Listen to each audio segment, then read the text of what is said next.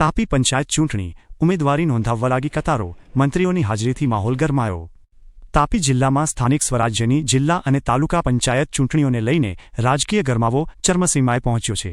ભાજપ, કોંગ્રેસ, આમ આદમી પાર્ટી અને અપક્ષ ઉમેદવારોએ શક્તિ પ્રદર્શન સાથે ફોર્મ ભર્યા છે। મુખ્ય હાઇલાઇટ્સ: કાનપુરા બેઠક।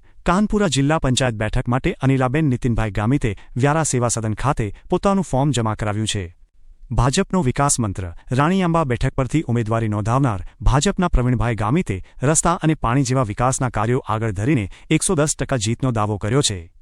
કોંગ્રેસનો આદિવાસી અધિકારો પર ભાર। કોંગ્રેસના ઉમેદવાર યુસુફ ગામિતે આદિવાસીઓના જંગલની જમીનનો અધિકાર અને શિક્ષણના મુદ્દે ભાજપ સરકારની ટીકા કરી સોનગઢ ઉકાઈમાં ગઢ સાચવી રાખવાનો વિશ્વાસ વ્યક્ત કર્યો છે। એએપી અને અપક્ષની એન્ટ્રી। બોરખડી બેઠક પર આપના ઉમેદવારોએ સરકારી દવાખાનાઓના ખાનગીકરણનો વિરોધ કર્યો છે, જ્યારે સમીર ચૌધરીએ અપક્ષ ઉમેદવારી નોંધાવીને મુકાબલો રોમાંચક બનાવ્યો છે। ઉચ્છલમાં મંત્રીશ્રીની હાજરી। ઉચ્છલની એક આનંદપુર તાલુકા પંચાયત સીટ પરથી માયાબેન યોગેશભાઈ ગામિતે રાજ્ય સરકારના મંત્રીશ્રી ડોક્ટર જયરામભાઈ ગામિતની વિશેષ ઉપસ્થિતિમાં પોતાનું ઉમેદવારીપત્ર નોંધાવ્યું હતું, જેનાથી કાર્યકરોમાં ભારે ઉત્સાહ જોવા મળ્યો હતો। ગામિત પ્રણભાઈ ભીખુભાઈ, રાણીઆંબા ગામ। કઈ તાલુકા પંચાયત? રાણીઆંબા। કયા પક્ષ તરફથી? બીજેપી। શું કેવું છે, તમને વિશ્વાસ છે કે તમે વિજયી થશો? હા, 110%। કયા મુદ્દા એવા છે, કઈ વાત પરથી તમને વિશ્વાસ છે કે લોકો ભારતીય જનતા પાર્ટીને વિજયી બનાવશે? ભારતીય જનતા પાર્ટી એમ કે વિકાસ વધારે કર્યો છે, રસ્તા, પાણી, યુવા વર્ગ છે। એક શિક્ષિત ઉમેદવાર છું હું હાલમાં, ને અત્યાર સુધીમાં જે વિકાસ કર્યો છે એ ડેવલપ ને બહુ આગળ ગયું છે બીજેપી ને। એક જ તમને પૂરો વિશ્વાસ છે કે ભારતીય જનતા પાર્ટી વિજયી થશે? હા, ચોક્કસ। જિલ્લાની તમામ બેઠકો જે તાલુકા પંચાયતની છે, જિલ્લા પંચાયતની છે, એમાં આપને શું લાગે છે?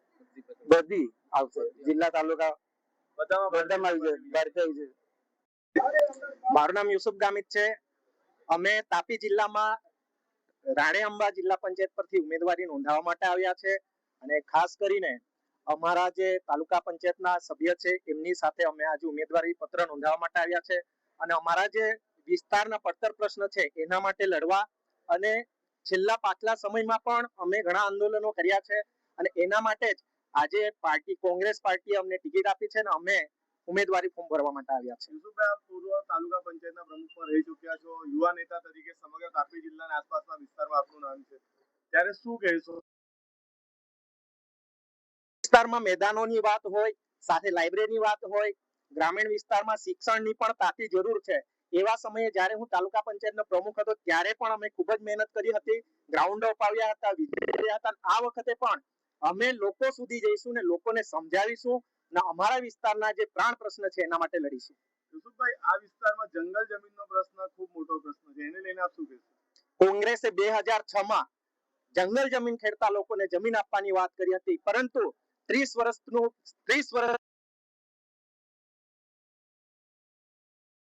એવી છે જે આદિવાસી વિસ્તારના લોકોને જંગલ જમીન આપવાની વાત કરે છે, ને આવનાર દિવસમાં પણ તાલુકા પંચાયત, જિલ્લા પંચાયત અને ગુજરાતમાં પણ જ્યારે કોંગ્રેસ બનશે ત્યારે જ જંગલની જમીન મળશે। સોનગઢ તાલુકા પંચાયત આઝાદી પછીથી સતત કોંગ્રેસનો ગઢ રહ્યો છે, તો એ ગઢ સચવાઈ રહેશે, શું લાગે છે? ચોક્કસપણે આ વખતે પણ સોનગઢ તાલુકા પંચાયત કોંગ્રેસની જ બનશે અને 100% બનશે।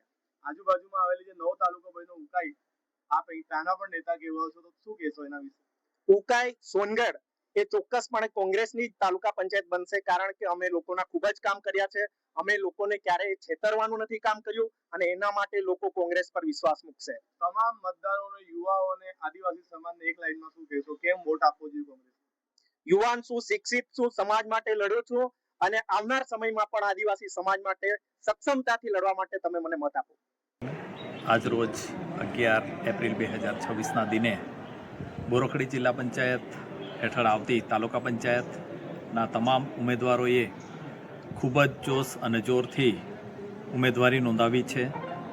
આમ આદમી પાર્ટી તરફથી બોરખડી જિલ્લા પંચાયત આ વખતે વિજેતા જાહેર થાય છે, કેમ કે સ્થાનિક જે મુદ્દાઓ છે એમાં જમીન જ્યારે વિસ્થાપન કરવાનો આવે છે ત્યારે સ્થાનિક લોકોને હિતમાં લેવાતા નથી કે ધ્યાનમાં લેવાતા નથી, અને જ્યારે સરકારી દવાખાનાની વાત આવે ત્યારે તે સરકારી દવાખાનું ખાનગી કંપનીઓના હવાલે કરી ભાજપના નેતાઓએ જે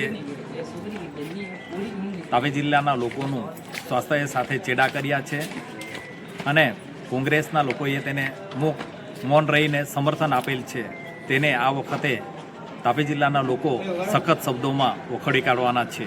તેની આજરોજ જે સમર્થકોને જોતા એવું લાગે છે કે લોકોએ હવે પરિવર્તન બનાવવાનું મન બનાવી લીધું છે. જોહાર, જય આદિવાસી. આજરોજ તારીખ 11/4/2024ના રોજ આમ આદમી પાર્ટી દ્વારા સોનગઢ તાલુકા પંચાયત ખાતે તાલુકા પંચાયતની ચૂંટણી માટે દરેક સીટ પર 18 તાલુકા પંચાયત અને 4 જિલ્લા પંચાયત પર તમામ લોકોએ ઉમેદવારી પત્ર ભરેલા છે અને તમામ લોકોએ સફળતાપૂર્વક આજે ઉમેદવારી પત્ર ભરેલા છે અને આ મહત્તમ સીટો પર આપણે જીતીએ અને તાલુકા પંચાયત આમ આદમી પાર્ટીની બને એવા નિશ્ચય સાથે આજે અમે ઉમેદવારી પત્ર ભરેલા છે. એટલું જ કહીને હું વિરમું છું. અસ્તુ. ભારત માતા કી જય. જય આદિવાસી, જય જોહાર. આજરોજ હું સમીર ચૌધરી તાલુકા પંચાયતની સ્થાનિક સ્વરાજની ચૂંટણીમાં અપક્ષ તરીકે મારી ઉમેદવારી નોંધાવી છે અને મારા સમર્થકો સાથે અમે અહીં આજે ફોર્મ જમા કરાવી દીધું છે. એનું અલગ અલગ કારણ છે કે હું જે રીતે થોડા દિવસ પહેલાં રાષ્ટ્રીય પાર્ટીમાં જોડાયો હતો પણ સવારથી લઈને બપોર સુધી મેન્ડેટ ના મળતા મારા સમર્થકોએ કીધું કે આપણે ચૂંટણી લડવી છે, પ્રજાનો પ્રશ્ન ઉઠાવવો છે, જેથી કરીને અમે અપક્ષ ઉમેદવારી નોંધાવી છે. જય આદિવાસી, જય જોહાર.